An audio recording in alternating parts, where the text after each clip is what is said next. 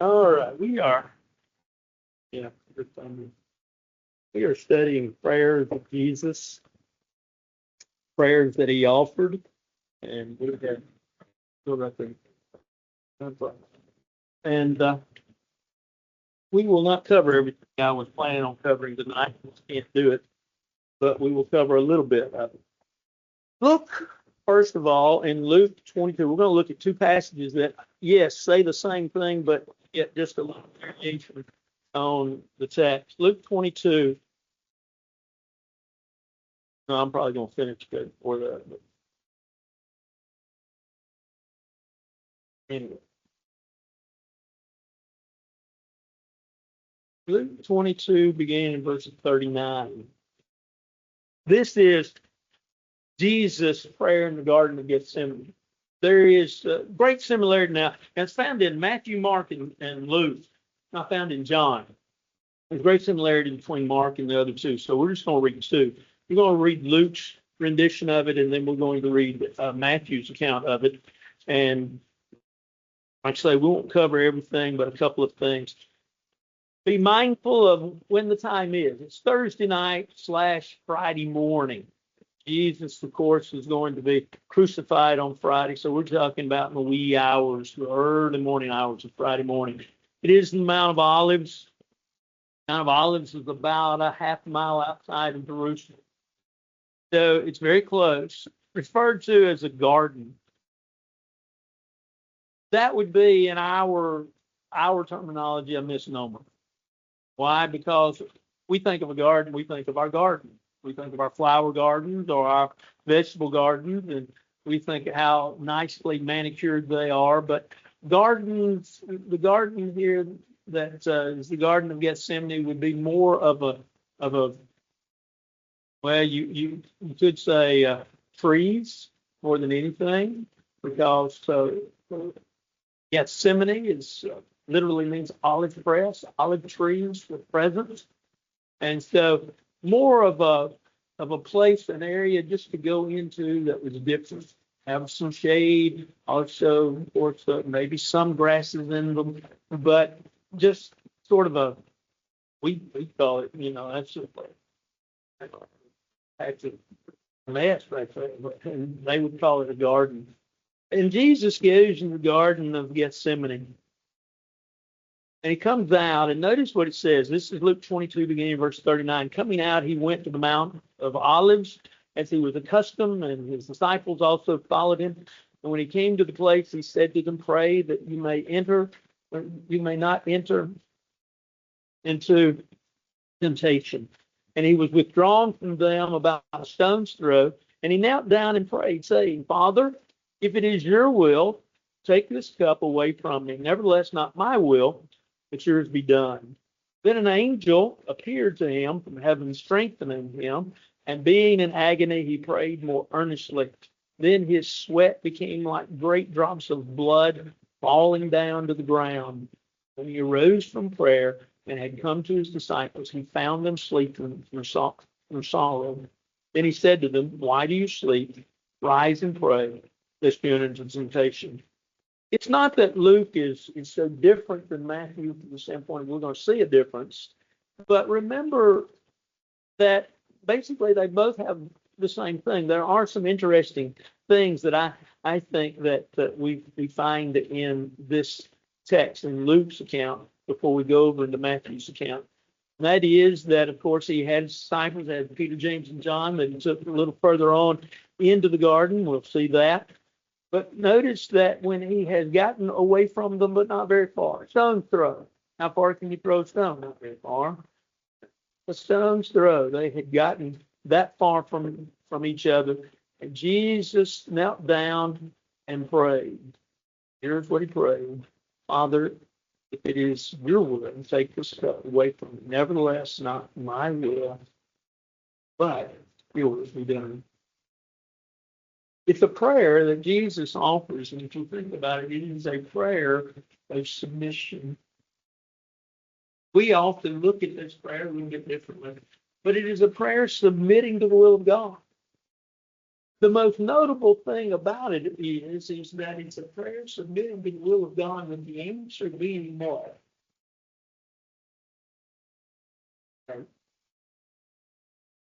God's best servants also received the. Now, when we contemplate that aspect, you think about that seems like God didn't do that to him. God didn't do that to Moses, but he did. God didn't do that to David, but he did. God didn't do that to Jesus, but he did. Jesus, of course, most notably is because he said, not to my will, but yours. But here's something that's interesting. Look in verse 39. He went to the Mount of Olives as he was accustomed. Now we know that Jesus separated himself from time to time, and you go through the text, you can go through John especially, and you'll find out that he rose up early in the morning to separate himself. Sometimes he was where he goes, say, to the Garden of Gethsemane. Other times he was in different places. But it was his custom, evidently, to go to the Garden of Gethsemane. And there he prayed, as we know was his custom. It was a prayer, as we said, of submission. Now turn to Matthew 26. Same thing, same events, told a little bit differently from a little bit different perspective. We're going to begin in verse 36. Matthew 26, verse 36. Jesus came with them to the place called Gethsemane and said to the disciples, sit here while I go and pray over there. And he took with him Peter and the two sons of Zebedee, James and John. And he began to be sorrowful and deeply distressed. And he said to them, my soul is exceedingly sorrowful, even to death. Stay here and watch with me. He went a little farther, and fell on his face and prayed, saying, oh, my Father, if it is possible, let this cup pass from me, nevertheless, not as I will, but as you will. Then he came to the disciples and found them sleeping and said to Peter, what? Could you not watch with me 1 hour? Watch and pray, lest you enter into temptation. The spirit indeed is willing, but the flesh is weak. Again, a second time he went away and prayed, saying, oh, my Father, if this cup cannot pass away from me unless I drink it, your will be done. And he came and found them asleep again, for their eyes were heavy. For he left them and went away again and prayed the third time, saying the same words. Then he came to his disciples and said to them, are you still sleeping and resting? Behold, the hour is at hand. And the Son of Man is being betrayed into the hands of sinners. Rise, let us be going. See, my betrayer is at hand. Know that we have every word of the prayers that Jesus offered. I do know from a time frame standard, this time frame wise, that these prayers couldn't have been long because there's not enough hours to transpire from the time that Judas betrayed him through the trial. And of course, there's some other things going on. We do know that the Lord's Supper has been instituted. He's had his last speech to the apostles. He's also, as we looked at last week, John 17, his prayer. He's had that. And so time-wise, he doesn't have just a tremendous amount of time. But look at couple of the things in Matthew's account that are interesting from the standpoint of his prayer. Look in verse 38. Not so much his prayer, but the condition that he's in. My soul is exceedingly sorrowful, even to death. Thank you for watch with me. This was not a simple prayer. This was a prayer that was accompanied for 2 years. Hold your finger there and look at Hebrews chapter 5.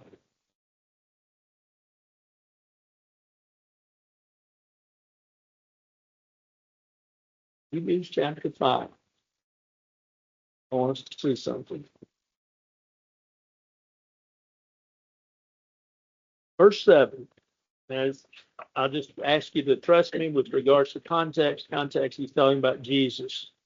But he says, who in the days of his flesh, when he had offered up prayers, supplications, with vehement cries and tears to him who was able to save him from death, and was heard because of his godly fear. He offered up his prayers. He offered up his, if you will, his beseeching God, his supplications. Notice what it says: with vehement cries, tears. The tears are more like a child. You ever seen a child cry? I'm sure we all have. I mean, when they think their feelings are hurt, I mean, they wail and they wail and they wail, and it's hard to get them to calm down. That's the idea of tears. Notice what it says: vehement cries. I mean, this is Jesus wailing to the utmost. This is Jesus with all of the strength, with all of the passion that he possibly can offer, praying to God. And he prays so fervently. Remember, Luke said that sweat and drops of blood is coming from him, which is a physical phenomenon that can't happen. It's often accompanied with stress. Jesus was in a stressful situation. So he prays. He prays to God. And I go back to Matthew's account. His prayer is simple.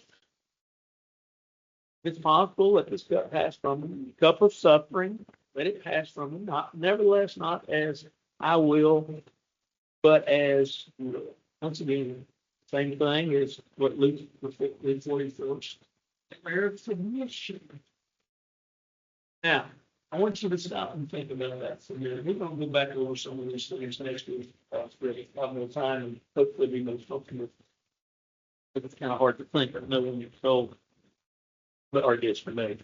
But think about from the standpoint of, oh my Father, if it's possible. That is anytime we pray our own prayers. And they're more along the lines of we are beseeching, if not demanding, that our will be met. And then we say, it's not fair. God's not fair if he doesn't meet our demands and in the times asking rather than Jesus' prayer was one not so much of demanding, but of submission. And so he prays not just once, but he finds his apostles and disciples there, calls them in verse 40. He finds them asleep. Remember, it's after midnight. It's late. They've had a day and a half of great intensity. They've had a week. Matter of fact, Jesus has had a week of activities. We've had a week of going. Last week in the life of Christ, Jesus really stayed in Bethany, which was just a few miles out of Jerusalem, and walking to Jerusalem every day. So while that was not uncommon for them, they traveled every day. Back. So they were under great stress. But Jesus was wide awake, knowing what was about to happen. And so he prays the second time, prays pretty much the same prayer. My Father, this cup not pass away from me unless I drink it. Your will be done. We came and found them asleep again. Imagine now the disappointment of Jesus.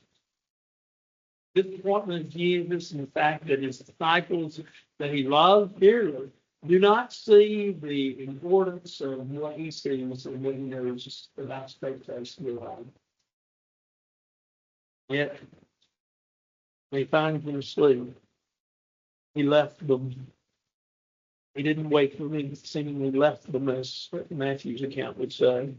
He went away again and prayed the third time, saying the same words. Now, once again, it was just all that he said could do. Might have been more. Whatever it was, I believe it was the same words that he said again. And then he rebukes them. Are you still asleep? And resting.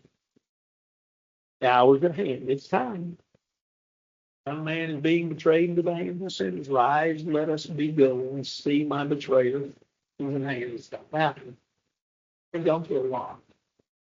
Gone through a lot leading up to this. They'll go through a whole lot more after this. But it's the prayer of Jesus.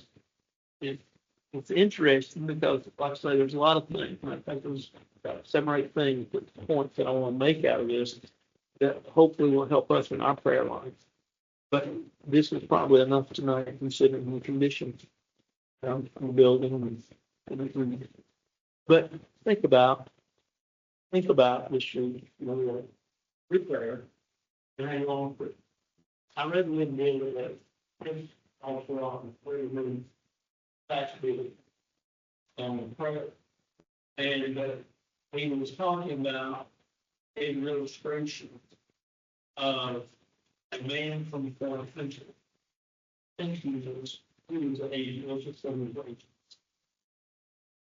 He was coming in and said, he was a preacher, a missionary, he was living with, and he was talking to them, and they were somewhere, and heard this Asian man heard his prayer of a man, and he couldn't move.